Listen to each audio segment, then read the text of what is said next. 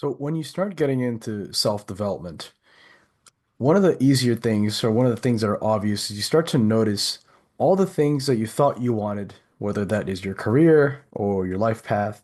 Maybe you thought you wanted to have a house by 28 or get married and have children, but then you realize as you start to pull back or peel back all the layers of trauma and whatever, you start to realize a lot of those things you didn't actually want. Maybe you don't want a house. Maybe you want an apartment in New York. But a lot of that stuff was just kind of programmed or hammered into you. And then you got tricked into thinking that you actually wanted it. And then you really think about how fucked up society can get sometimes. It's basically gaslighting you at a collective level. But that's a topic for another day. So now that's an obvious one, right? And those are the things that I'm sure most people would be happy to get rid of. But then there's a trickier case where there are things, some of those things that you actually genuinely want to do, but there's so much baggage that you've picked up from that thing as a result of everybody kind of pushing you towards that thing. And I want to explain it like this in this analogy. For myself, like growing up, sometimes, I was never really kind of taught to clean my room up. And one day a couple days, like I would want to start cleaning my room. Like, you know what? I think today I'm going to clean my room. I always had it dirty. And but then one day my mom would barge in or she would say some shit like, you, why is your room so dirty? Why are you so dirty? You need to clean your room because it's dirty and you're dirty. So I think you guys could understand that you probably wouldn't want to clean your room after that, even though you wanted to clean your room to begin with, right? And so now from that moment, especially when you're a kid, when you hold on to so many different things, now you have that in your head.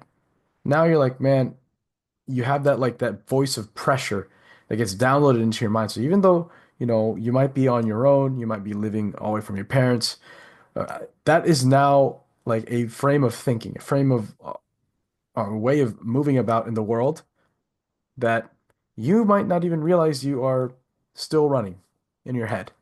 So when you tell yourself, oh, you know what? I think I want to go paint. I want to go paint something. But then you have that other voice that says, oh, you need to paint and it needs to be really good and and it better be good because, why would you bother if it's not good, right?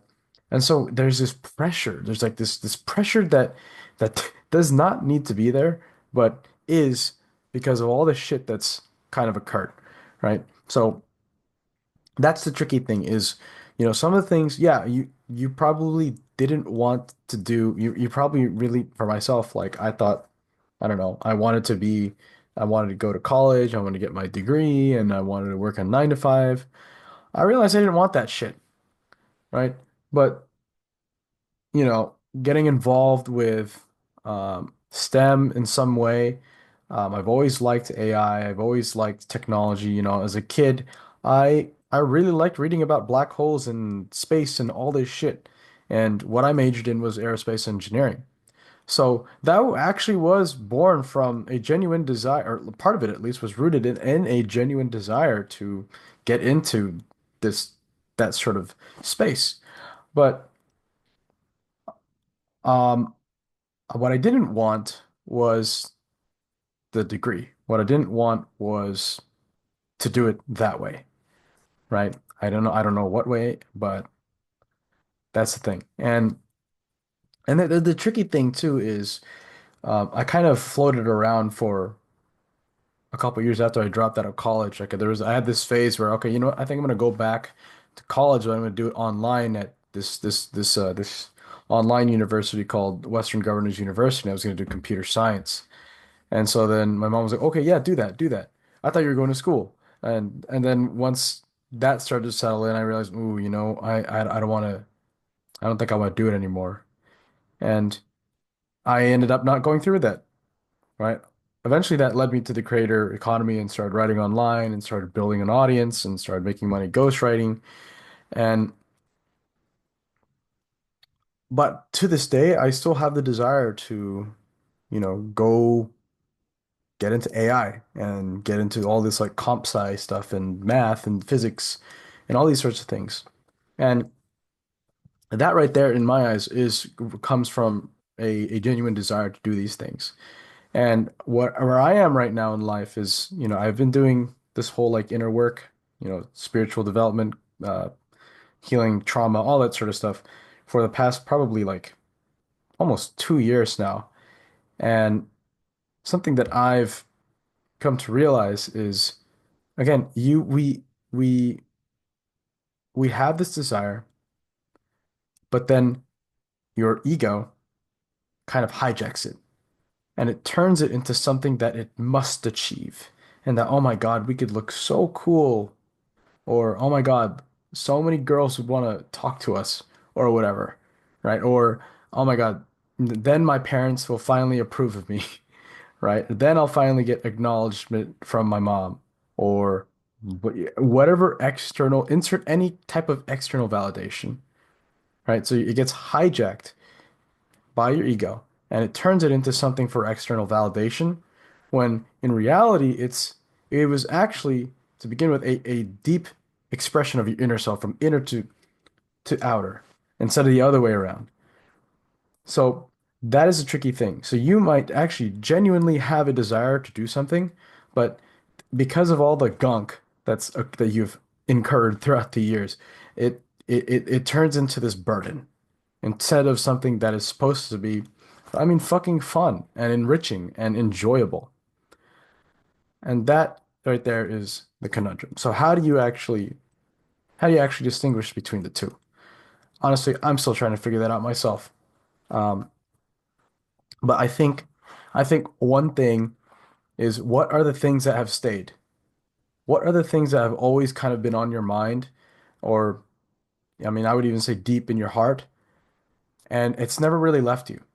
And in my case, I have probably dreamt about being an entrepreneur since I probably middle school when I first wrote about Steve Jobs. I forgot why, but I had to write a report about him for my math class, and that was and obviously I was not able to articulate it with the clarity that I have now, but that was the first signal where okay, you know what? I think I want to get into this whole entrepreneurial thing. And eventually that I think it was eighth or ninth grade, freshman year, when I stumbled upon SpaceX and Elon Musk and all that sort of stuff. And that pretty much kind of solidified it in my head that, I think I really have this pull towards entrepreneurship and aerospace and all this stuff. But I was a kid.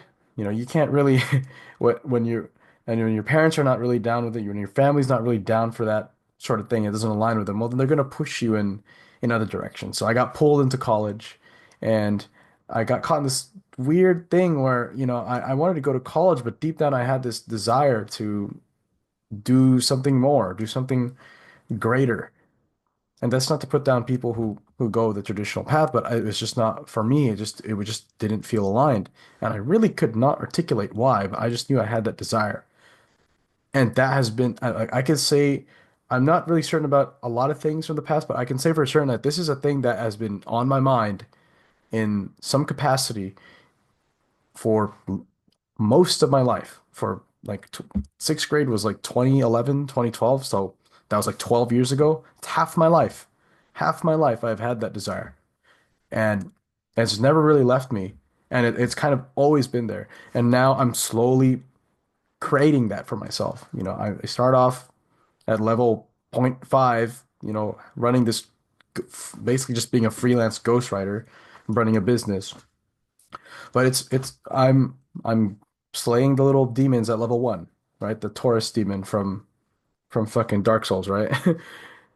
And that's probably one of the clearest indicators. If you think back, okay, what are like the things that have been on your heart for a long time? And one of the things too for me was I wanted to run a marathon, and I ended up doing that back in 2020, last January. I always wanted to lose weight. Well, I finally lost weight, even though it took a whole lot of time. I've done it. So, and a lot of that was simply just undoing the bullshit, undoing all the baggage and the bullshit, and then it just simply allows those things to finally unfold, right? That is the thing that I have really start to happen is, you actually have less control than you think you do. Once you actually identify your locus of control, you realize how fucking tiny that shit is. And the only thing you can really do at that point is to just trust that life will figure out the rest for you. Because that's really all you can do is you have this desire and then you just get out of the way. You have the desire, you get out of the way. And desire is not an inherently bad thing, right? It's not. It's just if you're aware of it and you're not allowing it to rule your life, then that's fine. Plus, I mean, desire is kind of like what gets you into the whole self-development game to begin with, right? So that's another thing. Time. If you've had it on you for a long time, then that's probably the easiest way to tell. And if anybody's watching this, you've probably been alive for longer than I'm assuming like 15 years. Then you probably have a couple, like maybe many things that he has always been kind of sitting there in the background that you're like, man, I want to do this one day, or maybe I don't think I'll ever be able to do this, right? And obviously, maybe not all those are going to be possible, right? Like I'm fucking 5'3". Even if I wanted to join the NBA, there's no way, right? But apart from like stuff like that, there's so many limitations, or there's when you get into this game, when you get into this online writing, online business game, you start to realize that there is an infinite amount of opportunity. It's actually fucking insane. You can't even fathom it until you actually start seeing it for yourself. There are people making money doing dances on TikTok. There are people posting showered thoughts on TikTok and making like six figures from just doing that, posting showered thoughts on TikTok. I can guarantee you, you will be able to find something or create something that makes you a fuck ton of money and is also aligned with your desires, with your goals, and with your personality. You can. It just takes a little bit of understanding. It takes some effort. But the point is, if you've been alive for longer than 15 years, you probably have a lot of shit that you've been like, oh man, I want to do this. I want to do that. I want to do this. I want to do that. So what I would say is get on that self-development stuff. Start healing. Get mindful of all that childhood trauma, whatever that is. Start getting to spirituality. Start meditating. Start noticing. Start observing yourself. Okay? And naturally, you will get rid of all the shit that you actually don't want, right? And the stuff that you truly do want will stick around. It will. I've done this myself. I speak from experience here. When you start doing the inner work, all the shit that you think you want, that shit goes away. And you're like, fuck that. I don't want that. And that allows you to finally be consciously aware of the stuff that you actually do want. Which is actually, it's not like it disappeared. It's actually been there the whole time. It's just all this, again, all the gunk, all the BS that's just been like clogging up your mind. So you don't even notice it, or you only get tiny glimpses of it, right? Another thing is,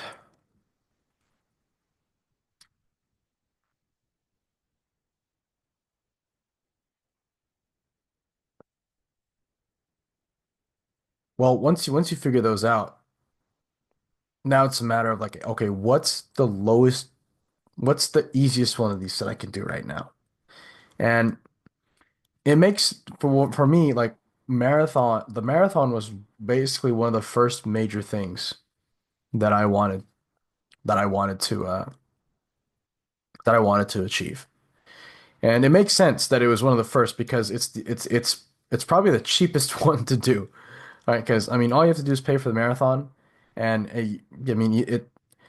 really it's tied to fitness, right? And pro tip, if you want to get into like self-development and all that sort of stuff. Like fitness is basically like the gateway drug into that. Because why?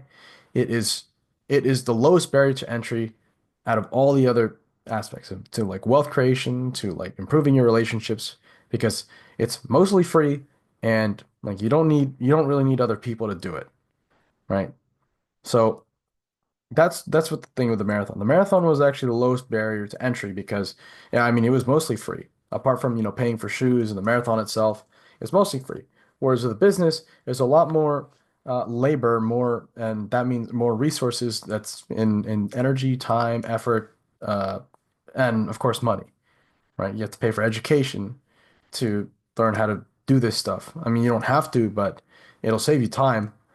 Um, you have to pay with a lot of emotional pain. That's that's for sure. It's going to be a lot less than, in my eyes, running a marathon. So once you start identifying the things that you actually want, well then okay, let's kind of it's kind of like the debt snowball, right? Where you pay off the smallest debt first. Well then in this case, you do the thing that's the most achievable thing first, right? Because when you start achieving those things and you start actually honoring those those like deeper desires, you actually improve. And that actually improves like exponentially. And you get more in tune with yourself, like your higher self, with your deeper self, whatever you want to fucking call it, right? The capital S self.